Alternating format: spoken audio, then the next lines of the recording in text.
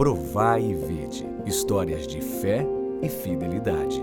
Amigos usados por Deus.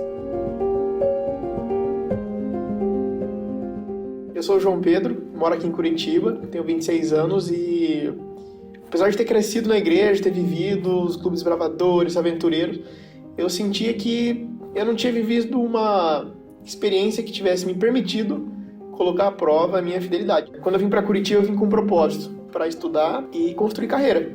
E eu consegui uma vaga numa multinacional, na área que eu queria, na carreira de engenharia. E esse programa de estágio ele tinha um objetivo: formar supervisores para a área de produção, que era o meu sonho. Eram muitas pessoas concorrendo, eu consegui entrar e eu queria me tornar supervisor. E esse momento chegou. Eu recebi uma proposta, só que com porém. Essa proposta, ela era para o terceiro turno. E o terceiro turno ele trabalha da noite de um dia até amanhã do dia seguinte, incluindo na sexta-feira, ou seja, incluindo o sábado. E eu confesso que naquela ocasião, quando chegou a proposta, eu fiquei pensando muito assim, precisava de dinheiro, essa é a verdade, precisava me manter, precisava pagar minhas contas. Eu falei, cara, por que Deus deixou chegar até mim essa proposta? Eu fiquei muito em dúvida, eu não sabia o que fazer.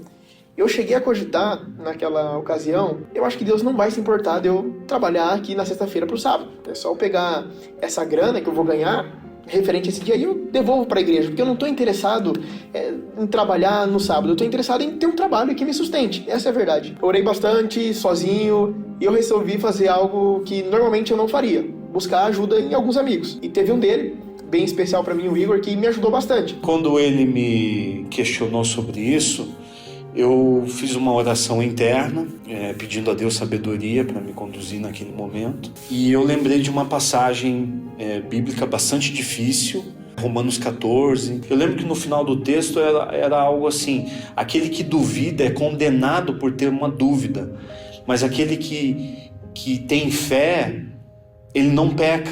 Passou mais um tempo e logo na semana seguinte teve o acampamento de Guaciara, que foi o acampamento de carnaval aqui da nossa igreja. E lá, adivinha só, teve um esquema no sábado à tarde, onde a gente discutiu alguns temas, e a gente se subdividia em grupos, e o meu grupo específico tratou o tema do sábado. Então, parecia que mais uma vez, Deus estava movimentando ali algumas coisas para que eu aprendesse ou recebesse algo novo. E eram 3 grupos, eu estava responsável pelo assunto do sábado. E eu lembro que ali a gente estava em 10, 15 pessoas discutindo, conversando abertamente sobre o assunto. E eu lembro de ver o primo cabisbaixo, pensativo, né? Ele sempre muito participativo e conversa bastante. Nesse momento estava mais quieto. E para mim ali naquele momento ficou muito claro que a gente não deve negociar os nossos princípios, a nossa fidelidade com Deus. Para mim isso ficou muito claro. Claro que eu fiquei muito triste, que era uma vaga que eu queria muito, mas em contrapartida eu sabia que ali eu estava sendo testado, ali eu estava sendo posto à prova. Eu acho que ele não recebeu a resposta que ele gostaria naquele momento, quando ele tomou a escolha dele, mas sem dúvida aquele ato de fidelidade trouxe paz de espírito e de consciência para ele.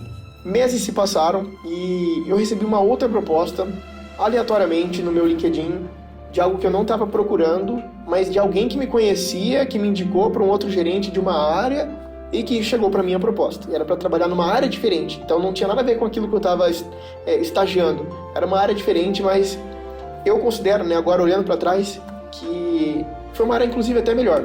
Eu acho que se eu tivesse entrado lá como supervisor da linha, seria muito mais estressante, muito mais desgastante. A gente não consegue ligar muitos pontos quando a gente está na situação.